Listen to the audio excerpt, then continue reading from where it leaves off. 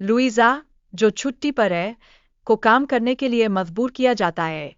उसकी नापसंदगी के बावजूद एडवर्डो उसे काम पर बुलाने में सफल होता है, जो दर्शाता है कि कैसे व्यावसायिक दबाव व्यक्ति की व्यक्तिगत सीमाओं को लाना हो सकता है। यह स्थिति लुइजा की आंतरिक संघर्ष को उजागर करती है, जो एक टकराव का संकेत है। जब लुइजा हवेली में प्रवेश करती है, तो वह अजीब घटनाओं का सामना करती है।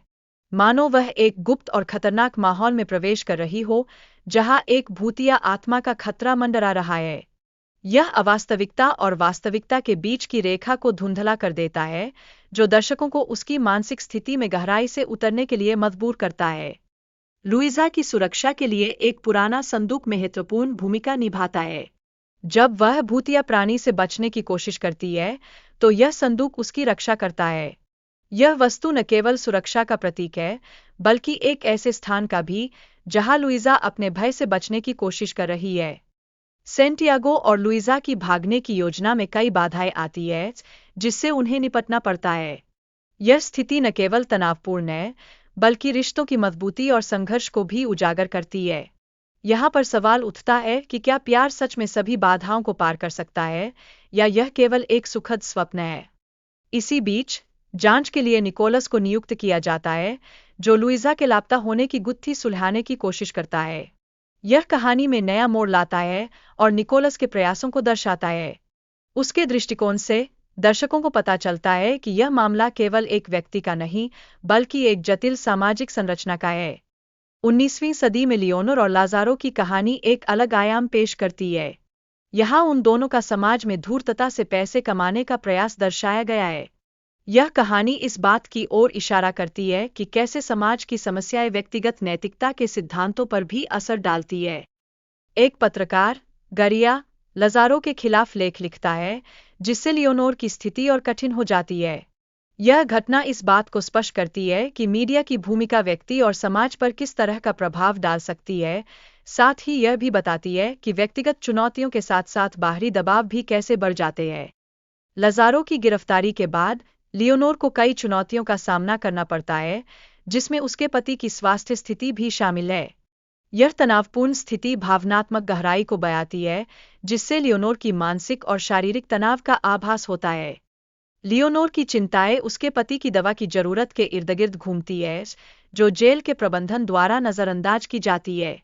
यह उस प्रणाली की विफलता को उजागर करता है, जो सच्चे मानवीय संवेदनाओं को पहचानने में असमर्थ है। ऐसे में लियोनोर की आंतरिक सोच को समझना जरूरी हो जाता है। जब लियोनोर को गर्भावस्था की खबर मिलती है, तो यह लाज़ारो को खुशी देती है, लेकिन यह खुशी जल्दी ही दुख में बदल जाती है। यह जीवन की अनिश्चितताओं को दर्शाता है और दर्शकों को यह सोचने पर मजबूर करता है कि क्या खुशी का कोई स्थायी स्वरूप होता है। लाज़ारो और लियोनोर की खुशियों का क्षण उनके पुनर्मिलन के समय दिखाया गया है। यह प्यार और स्नेह की भावना को दर्शाता है, जो न केवल उनके रिश्ते की मजबूती को दिखाता है, बल्कि यह भी बताता है कि कैसे कठिनाइयां रिश्तों को और मजबूत बना सकती है।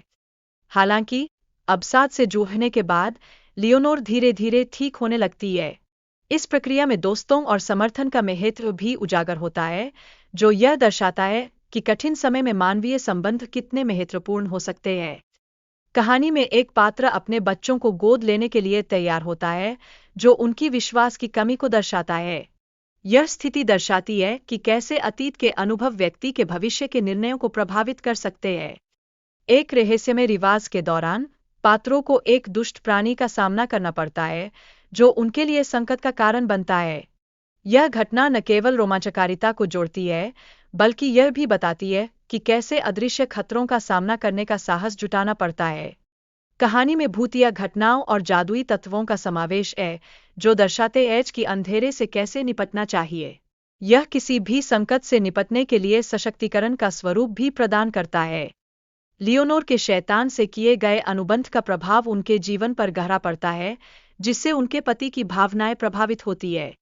यह दर्शाता है कि कैसे एक निर्णय का प्रभाव व्यक्ति व उसके आसपास के लोगों की जिंदगी को बदल सकता है। लाज़ारो अपने पत्नी की आत्मा को वापस लाने के लिए हर संभव प्रयास करता है, लेकिन वह असफल रहता है और उसे दुख सहना पड़ता है।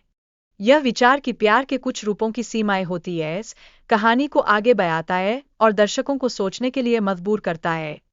आखिरकार, कहानी का अंत वर्तमान में लौटता है, जहां नूरा निकोलस को प्रेरित करती है कि वे अपने मिशन पर ध्यान केंद्रित करें। यह एक सकारात्मक चक्र की ओर संकेत करता है, जहां प्रेरणा और जिम्मेदारी का महत्वपूर्ण संबंध है।